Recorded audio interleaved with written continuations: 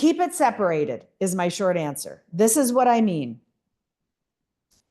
Ideally, in the family circle, in the healthiest family businesses, when you're just talking about family assets, they are shared equally among the next generation.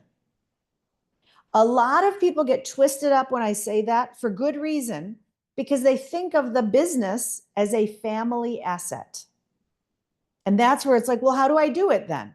No, family assets are things like this: the family home, the family cash, the family cabin, the family thimble collection, whatever, right? All the family things. The business is a separate thing. It is owned by the owners.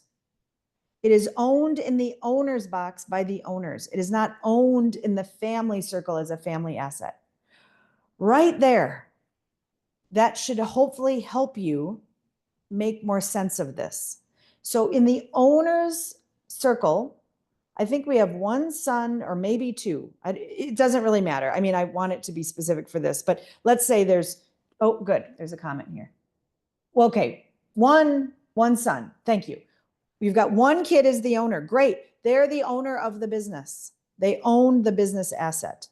Hopefully, that asset is churning off money to the family circle in the form of paychecks or dividends or whatnot to the parents.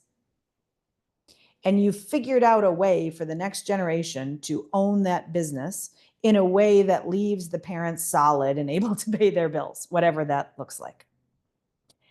When those parents decide to start sharing their assets, not the business, but whatever's there, the thimble collection, with their children, they ideally do that sharing in an equal way. So to make the math easy, let's pretend the parents have $300,000 of assets when they die. That would then be shared equally among their children, because that's what is there in the family circle. What I just said was a whole bunch of words to make a very complicated thing hopefully more simple. The business is not a family asset. It is not in the family circle. You divide up what is in the family circle, ideally equally. The business is a separate thing to make decisions about. Here's a way to think about it. What often happens, it sounds like not necessarily in this situation, is the next generation purchases the business from the parents. It sounds like this person did it through sweat equity. So maybe they were paid less or, worked really hard, didn't get bonuses or something, right?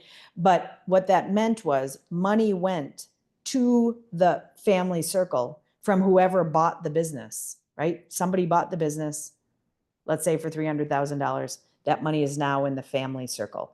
That money gets divided up equally.